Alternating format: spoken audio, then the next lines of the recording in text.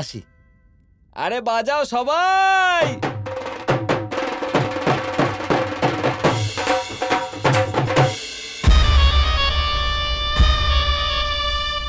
কৃষ্ণ, তুমি সত্যি আমার প্রতিজ্ঞা ব্যর্থ হতে দেবে না।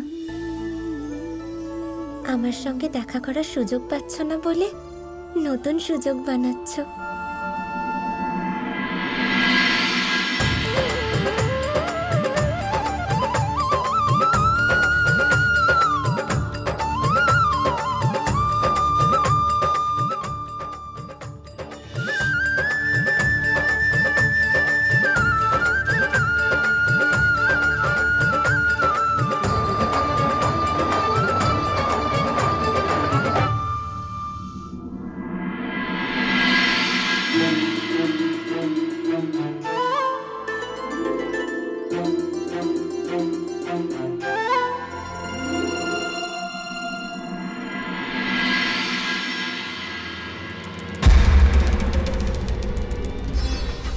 খেলতে দাও কৃষ্ণকে এই খেলা। ওকে আমরা আমাদের জালে ফাঁসাবো। তুমি শুধু নিজের নজর রাধার উপরে রাখো। কৃষ্ণ রাধার সাথে একা দেখা করার চেষ্টা নিশ্চয়ই করবে। তুমি চিন্তা করো না মা, আমার নজর সর্বদা রাধার উপর থাকবে।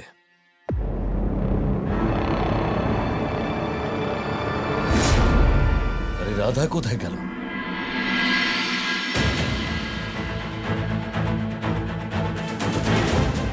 আরে কৃষ্ণ কোথায় গেল?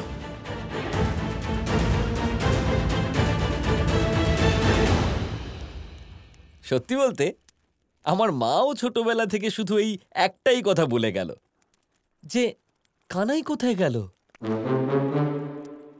কিন্তু আমাদের কানাইকে কেউ কোনোদিন খুঁজে পায় না। তাই তুমিও চেষ্টা করো না আয়ান, কারণ যা মা করতে পারে না সেটা তোমার দ্বারা কি করে হবে। তুমি এখানেই থাকো, পুজোতে আনন্দ করো, নাচো গাও।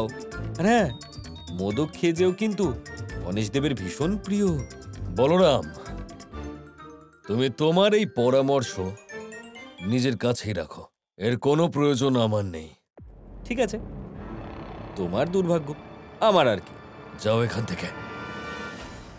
ওকে ছাড়ো আয়ান, রাধাকৃষ্ণকে খোঁজো। দেখতে পেলেই তক্ষুনি আমাকে জানাবে, তারপরে যা করার আমি সেটা করব। আজ আমি রাধাকৃষ্ণর প্রেমলীলা সবার সামনে প্রকাশ করবই, আর রাধাকে অপবিত্র ঘোষিত করেই ছাড়ব।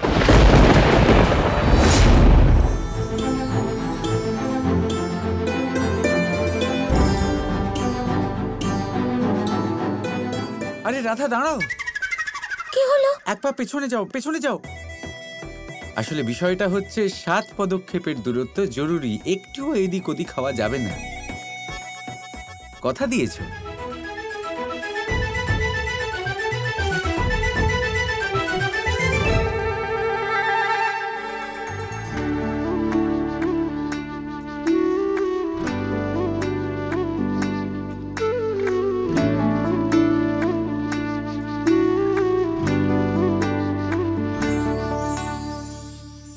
আমি জানতাম তুমি কোনো না কোনো উৎপাত নিশ্চয়ই করবে। গল্পের শেষ ভাগ যে শোনাতে হবে আমাকে, এবারে বলো। হ্যাঁ, পরের গল্প তো বলতেই হবে। এবারে যখন ভাবনা চিন্তা না করেই কথা দিয়েছি, তখন তো পালন করতেই হবে। উপহাস করো না আমাকে নিয়ে। এত তাড়াহুড়ো করে আমি এখানে এসেছি, এই কারণে আমি গণেশ দেবের স্থাপনাও করতে পারিনি। নিজে হাতে ওনার জন্য মাখন বানিয়েছিলাম, খাওয়াতেও পারলাম না ওনাকে। হ্যাঁ, তো গণেশ দেব আর কোথায় যাবেন? তুমি চিন্তা করো না, তুমি আর আমি হাত না দিলে গণেশ দেবের স্থাপন কিছুতেই হবে না।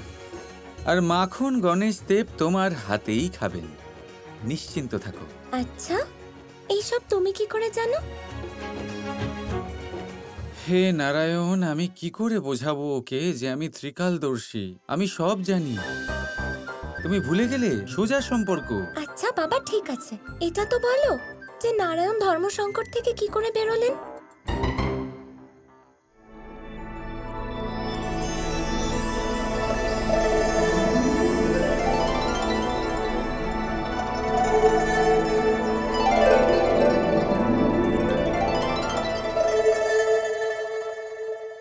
শ্রীকৃষ্ণ রাধা দেবীকে কাহিনী শোনাচ্ছেন, তাহলে আমি ওদের মাঝে বাধা হয়ে কি করে দাঁড়াই?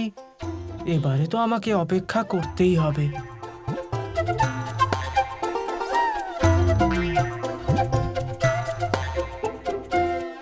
হ্যাঁ, তাহলে যেটা আমি বলছিলাম যে নারায়ণ ধর্ম সংকটে ছিলেন।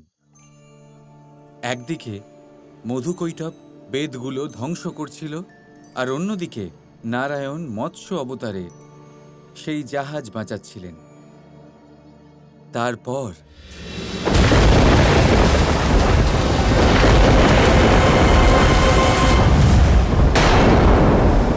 এটা কি করে সম্ভব? এইগুলো তো নষ্ট হয়ে গেছিল, আবার ফিরে এলো কি করে?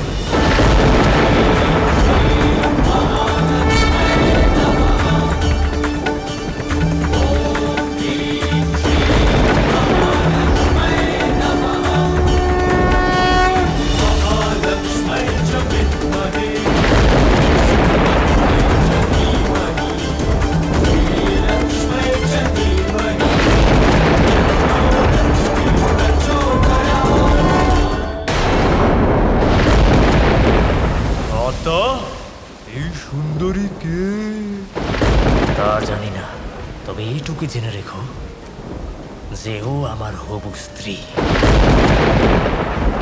শোনো দেবী, তুমি যেই হও আমার সাথে বিবাহ করে নাও, আমি তোমাকে ত্রিলোকের রানী বানিয়ে দেব। ইচ্ছা মৃত্যুর বর লাভ করেছি আমরা, কারণ আমরা মধু কৈটব। আমাদের কেউ মারতে পারবে না। তোমার যা ইচ্ছে তুমি চাও, আমরা নিশ্চয়ই তা দেব। আচ্ছা, তাহলে প্রতিজ্ঞা করো। করলাম, প্রতিজ্ঞা করলাম। তাহলে আমি চাই যে তুমি এই মুহূর্তে নিজের ইচ্ছা মৃত্যুবরণ করো।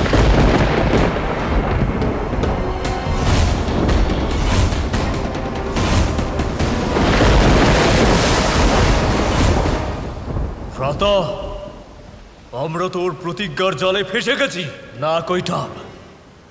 এর উত্তর আছে আমার কাছে। ঠিক আছে, আমি নিজের মৃত্যুর ইচ্ছে প্রকাশ করছি, কিন্তু আমার মৃত্যু হবে শুধুমাত্র নারায়ণের হাতে। আর আমারও ইচ্ছে তাই।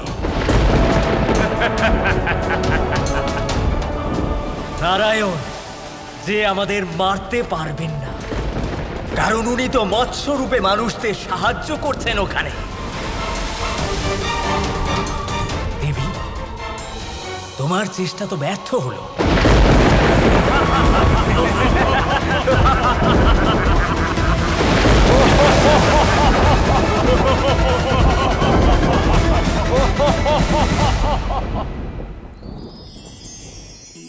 এই পদ্ম ফুল দেখতে পাচ্ছেন? এর অভ্যেস হলো জলস্তরের ওপরে ভাসা। সেই জন্য জলাশয়ের জলস্তর যখন বৃদ্ধি পায়, এই যে ফুলের কাণ্ড দেখছেন সেটাও বাড়তে থাকে, যাতে এই ফুল জলস্তরের ওপরে থাকে। কিন্তু যখন সেই জলাশয়ের জলস্তর নামতে থাকে, সেই কাণ্ড নিজেকে ছোট করতে পারে না, আর এই ফুল নিজের ভারে নিজেই ভেঙে পড়ে। এবার এটা আমাদের সাথেও হয়। সময়ের সাথে আমরা জীবনে যত সাফল্য পাই, আমাদের জীবনের স্তর বাড়তে থাকে, আর যখন আমাদের সংস্থান কমতে থাকে, আমরা সেই জীবন স্তর ছাড়তে পারি না, আর শেষ পর্যন্ত সেই জীবন স্তরের কারণেই ভারাক্রান্ত হয়ে শেষ হয়ে যাই। সেই জন্য যদি কিছু রাখতে হয়, তাহলে তা হলো দৃষ্টিভঙ্গি। সাধারণভাবে জীবনযাপন করতে শিখুন। সময়ের চক্রও আপনাকে মাত দিতে পারবে না। রাধা রাধা। গজাননায় দেবায় সিদ্ধিরিদ্ধি স্বরূপিণে বিনায়কায় বന്ദ്যায় বিঘ্নরাজায় মঙ্গলম। রাধা কৃষ্ণ কৃষ্ণ কৃষ্ণ কৃষ্ণ